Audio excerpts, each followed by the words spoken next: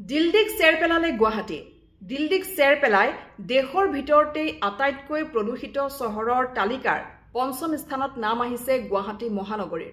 যেটিকে উদ্বেগজনকভাৱে এতিয়া প্ৰদূষিত হৈ পৰিছে গুৱাহাটী মহানগৰ গুৱাহাটীৰ জলবায়ু এতিয়া যথেষ্ট বিষাক্ত হৈ পৰিছে যেটো প্ৰত্যেক দিনে বিভিন্ন ধৰণৰ নিৰ্মাণ কাৰ্য লগতে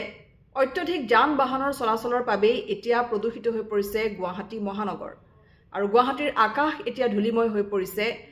মাঘৰ শেষতো দেখা পোৱা গৈছে যে কুঁৱলীৰ যি আচ্ছাদন এতিয়াও দেখিবলৈ পোৱা গৈছে আৰু যাৰ ফলত বিশেষকৈ ছালৰ ৰোগ বা শ্বাস প্ৰশ্বাসজনিত ৰোগৰ পৰিমাণ এতিয়া বৃদ্ধি পাইছে গুৱাহাটী মহানগৰীত আৰু এইভাবে দিল্লীক চেৰ পেলাই সমগ্ৰ দেশৰ ভিতৰতে আটাইতকৈ প্ৰদূষিত চহৰৰ তালিকাৰ পঞ্চম স্থানত নাম আহিছে গুৱাহাটী মহানগৰৰ আৰু আজিৰ দিনটোত বিশেষকৈ গুৱাহাটীৰ যেটো বায়ুৰ মান সূচাংক সেয়া হৈছে 248 অৰ্থাৎ যেটো বিবেচনা কৰা হয় আটাইতকৈ অস্বাস্থ্যকৰ বুলি আৰু এই অস্বাস্থ্যকৰ পৰিবেশৰ মাজতে এতিয়া